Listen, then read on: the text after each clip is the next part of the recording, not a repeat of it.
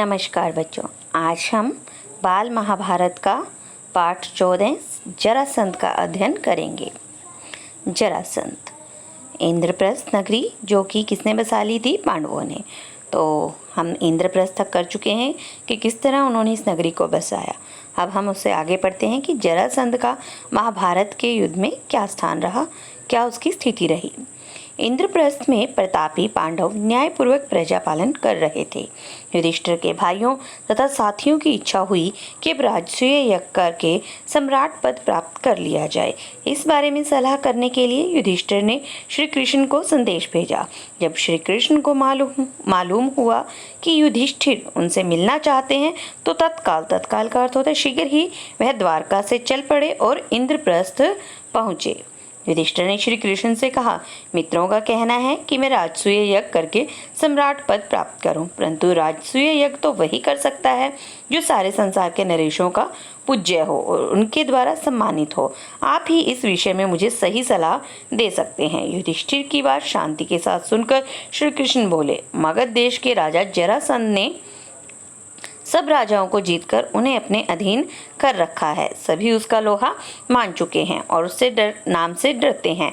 यहाँ तक कि शिशुपाल जैसे शक्ति संपन्न राजा भी उसकी अधीनता स्वीकार कर चुके हैं और उसकी छत्र छाया में रहना पसंद करते हैं। अतः जरासंध के रहते हुए और कौन सम्राट पद प्राप्त कर सकता है? जब महाराज उग्रसेन का नासमझ बेटा कंस जरासंध की बेटी से ब्याह करके उसका साथी बन गया था, तब मैंने और मेरे बंधुओं ने जरासंध के विरुद्ध युद्ध किया था। 3 बरस तक हम उसकी सेनाओं के साथ लड़ते रहे, पर आखिर हार गए। हमें मथुरा छोड़कर दूर पश्चिम द्वारका में जाकर नगर और दुर्ग बनाकर रहना पड़ा।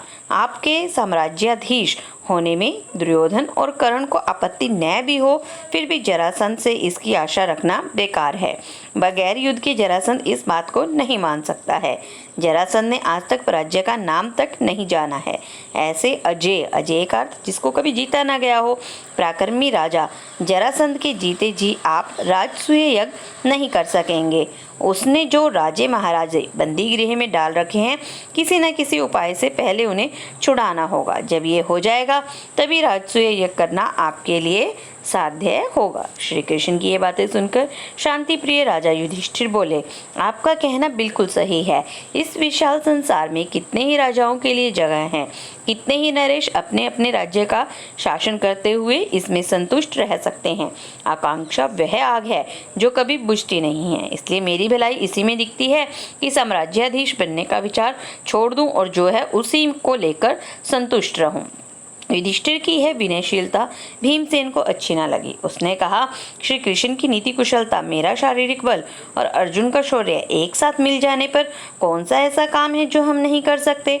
यदि हम तीनों एक साथ चल पड़े तो जरासंध की शक्ति को चूर करके ही लौटेंगे। आप इस बात की शंका न करें। यह सुनकर श्री कृष्ण ने कहा, यदि भीम और अर्जुन सहमत हों तो हम तीनों एक साथ जाकर उस अन्यायी की जेल में पड़े निर्दोष राजाओं को छुड़ा सकेंगे।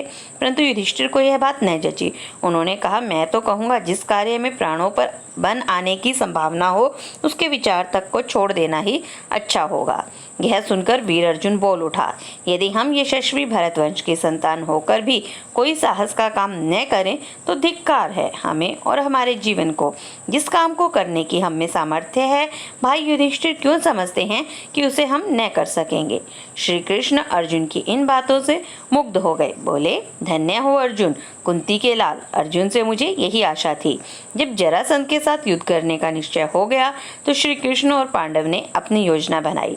श्री कृष्ण, भीमसेन और अर्जुन ने वल्कल वस्त्र पहने, साधुओं वाले पत्तों के वस्त्र कह देते हैं जिसको, या फिर जो गेरुए रंग के वस्त्र होते हैं वो धारण कर लिए। हाथ में कुशा ले ली और व्रती लोगों का सा वेश धारण करके मगध देश के लिए रवाना हो गए। राह में सुंदर नगरों तथा गांवों को पार करते हुए वे तीनों जरासंध की राजधानी में पहुंचे। जरासंध ने कुलीन अतिथि समझकर उनका बड़े आदर के साथ स्वागत किया। जरासंध ने स्वागत का भीम और अर्जुन ने कोई जवाब नहीं दिया। वे दोनों मौन रहे। इस पर श्री कृष्ण बोले, मेरे दोनों साथियों ने मौन व्रत लिया हुआ है, इस कारण अभी नहीं बोलेंगे। आधी रात के बाद व्रत खुलने पर बातचीत करेंगे। जरासंध ने इस बात पर विश्वास कर लिया और तीनों मेहमानों को यज्ञशाला में ठहराकर महल में चला गया। कोई भी ब्राह्मण अतिथि जरासंध के यहाँ आता तो उनकी इच्छा तथा सुविधा के अनुसार बातें करना व उनका सत्कार करना जरासंध का नियम था। उसके अनुसार आधी रात के बाद जरासंध अतिथियों से मिलने गया, लेकिन अतिथियों के रंग ढंग देखकर मगध नरेश के मन में कुछ शंका हुई। राजा जरासंध ने कड़क कर पूछा, सच सच बताओ, तुम लोग कौन हो? ब्राह्मण तो नहीं दिखाई देते। इस पर तीनों ने सही हाल बता दिया और कहा, हम तुम्हारे शत्रु हैं, तुमसे अभी द्वंद्व युद्ध करना चाहते हैं। हम तीनों में से किसी एक से, जिससे तुम्हारी इच्छा हो, लड़ सकते हो। हम सभी इसके लिए तैयार हैं। तभी भीमसेन और जरासंध में कुश्ती शुरू हो गई।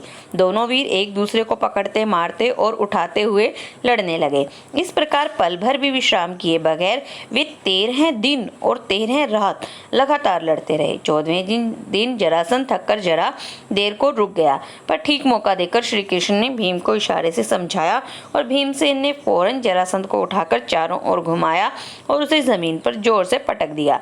इस प्रकार अजय जरासंध का अंत हो गया।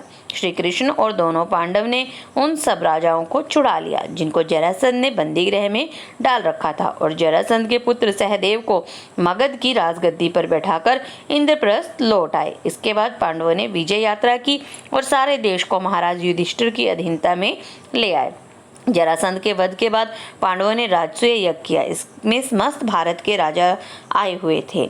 जब अभ्यागत नरेशों का आदर सत्कार करने की बारी आई तो प्रश्न उठा कि अग्र पूजा किसकी हो। अग्र पूजा मतलब सबसे पहले पूजा किसकी हो। सम्राट युधिष्ठिर ने इस बारे में पितामह भीष्म से सलाह ली। वृद्ध भीष्म ने कहा कि द्वारकाधीश श्री कृष्ण की पूजा पहले की जाए। युधिष्ठिर को भी यह बात पसंद आई।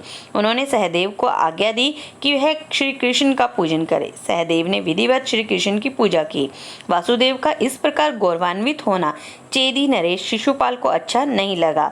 वह एकाएक उठ खड़ा हुआ और ठहाका मारकर हंस पड़ा। सारी सभा की दृष्टि जब शिशुपाल की ओर गई तो वह ऊंचे स्वर में व्यंग्य से बोलने लगा। यह अन्याय की बात है कि एक मामूली से व्यक्ति को इस प्रकार गौरवान्वित किया जाता है। युधिष्ठिर को यूं आड़े हाथों लेने के बाद शिशुपाल सभा में उपस्थित राजाओं की ओर देखकर बोला, उपस्थित राजागण, जिस दुरात्मा ने कुचक्कर रचकर वीर जरासंध को मरवा डाला, उसी की युधिष्ठिर ने अग्र पूजा की। इसके बाद उसे हम धर्मात्मा कैसे कह सकते हैं?